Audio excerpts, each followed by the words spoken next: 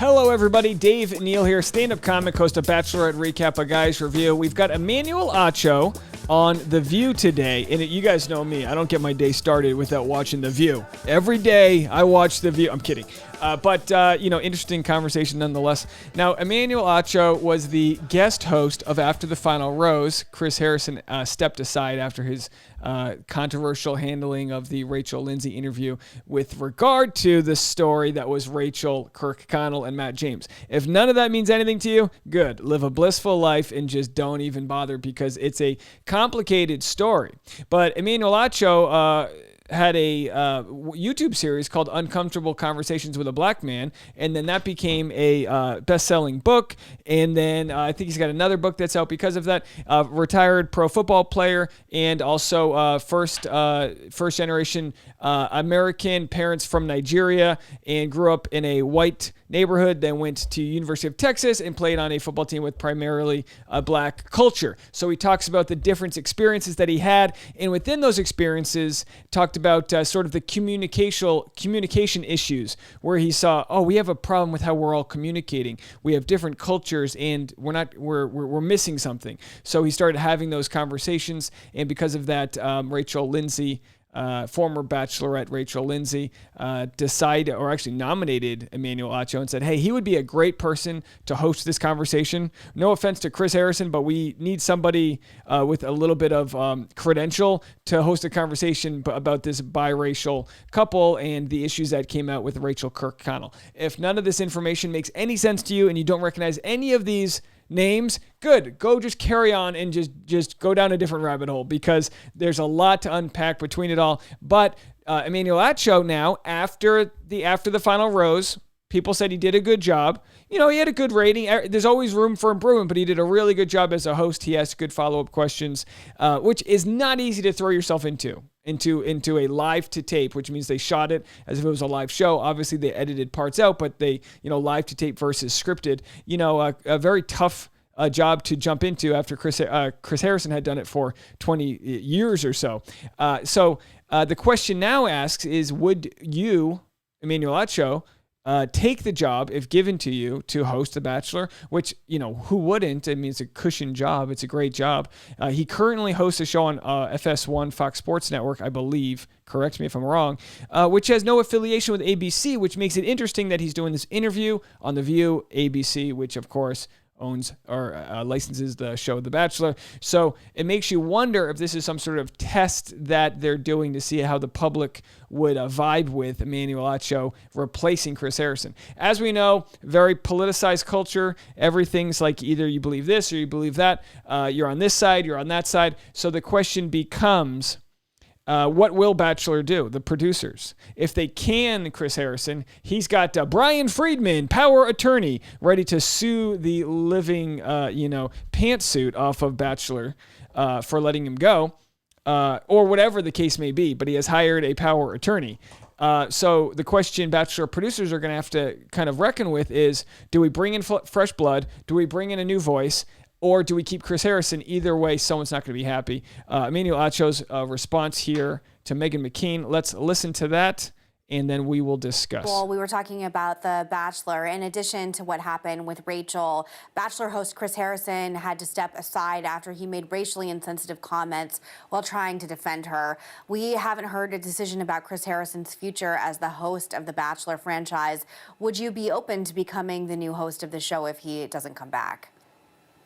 Yeah, Megan, I absolutely would be open to hosting The Bachelor.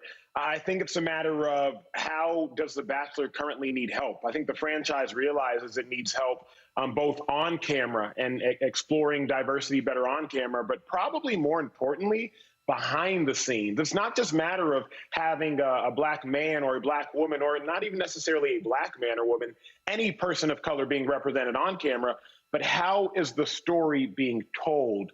The producers really carry so much more weight than the talent because they are the ones who are telling the story and trying to adequately represent the talent to the nation. So it's something that I would be open to doing, Megan, but again, Emmanuel Acho does not have employment power over Emmanuel Acho, if I can speak in the third person. If I could employ myself, Megan, I would be a far wealthier man. I promise you that much.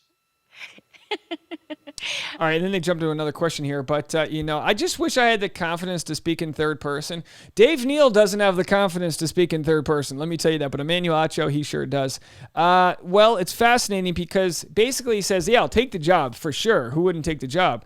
But also the real work is what's done behind the scenes, which we don't know if there were big changes that were made. There are rumors that for Katie Thurston's season premiering June 7th, 2021, that there were a lot of behind the scenes dealings that were made, but we probably won't be able to see that big of a difference with the way stories are told in Katie Thurston's season versus Michelle Young's season, who will be this fall, of course, a Black Bachelorette this fall. They're doing 2 Bachelorettes in a row with a Bachelor in Paradise sandwiched in the middle. So for 6 months at the end of this year, I won't be sleeping at all. That's what that basically means. No, but it doesn't mean we won't see the changes. It's just not as tangible as seeing the front of the house. You know what I mean? Seeing the Bachelor, the host. What's interesting, and we're talking more about recently, is the way stories are being told. As Emmanuel says, the most important part in the way Matt James' season was botched is kind of the way they told his story. People were furious. They thought it was very reckless how Matt James had his dad on the show, and they kind of talked about this trope about an abandoned father. And while his story might be unique to him, it brings up other stereotypes. Now, this is tough to break down because it appears to be that Emmanuel Acho's this smells a lot like a PR campaign to me.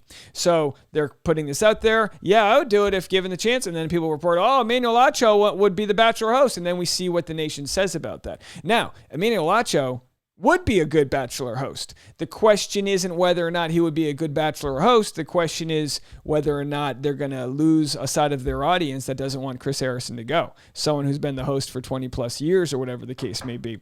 So as Emmanuel says, what's more important is how the behind the scenes go. Of course, as I was reporting the last few days, Tyler Cameron, Matt James' roommate and best friend, stopped watching this season after 3 episodes because he didn't like the way Matt James was being edited. Now, the episode is, of course, 60 minutes a week, which really breaks down to 40 minutes, probably 30 minutes when you take away all the teasers and baloney footage that they put in there. And you're talking about 10-hour shoot days every day, whittled down into this very curated scenery. So it's not crazy to think that the Bachelor producers do wield all the power in telling you what story they're going to create from the events that actually happened. This past season, we got Brittany Galvin rumors that were duds. We got Victoria Larson queen things that were bullying, and we got all this different stuff. What we didn't get to see was the free spirit, kind of fun-loving side of Matt James. Now, the question moving forward is, does a host like Emmanuel Acho make a difference, or is it some systemic sort of producer-driven changes, which it appears to be that they have begun to make. But, there's a reason these issues come to a boil on the show. It's because for years they didn't address maybe changing with the times and getting some diversity in there. For years they would just have like sort of token diversity cards on the show. And then when a real situation comes out, which is like the Rachel Kirkconnell, Matt James situation, you look at you start auditing The Bachelor and you go, well, what did you guys expect? You didn't do anything about this for so long, and this is kind of like you reap what you sow. So it'll be interesting to see how it all goes down. I think Emmanuel Acho would do a good job, but I also am very surprised that he's actually coming out there saying he's open to host, because what he's saying, what the PR people are saying, and Bachelor are saying is that they're truly considering letting Chris Harrison go. All along, my thought has been they're just putting it on the back burner till things die down, and then they'll bring him back. But of course, as we know, his initial apology and the initial kind of thoughts behind it, there was more levity behind all of that. There was actually more of a pretty big grassroots effort to get him to go. So it'll be interesting to see what they do and what avenue they take. And I'm sure regardless of their decision, it'll make some big news. So to stick around for that news, hit the subscribe button and like this video. It helps the YouTube algorithm. If you want other content, I've got Dave Neal Vlogs, my vlog channel. New vlog came out today. I do a full tour of my new backyard, new place I moved into, and my birthday celebration, and the vaccine cake that I made. I made a gluten-free vegan vaccine cake. See how that's made on the Dave Neal Vlogs. And then in the description, comment section of this video, you can click on the link to join the mailing list. I'll be sending out a my first newsletter, my first mailing tomorrow. So thank you guys so much. Today, I know it's a lot of information at 4 p.m. I do my standard Monday and Thursday live stream. So today at 4 p.m. Pacific Standard Time. Stick around for the live stream. We can have a fun chat. All right. Bye, guys. See you later.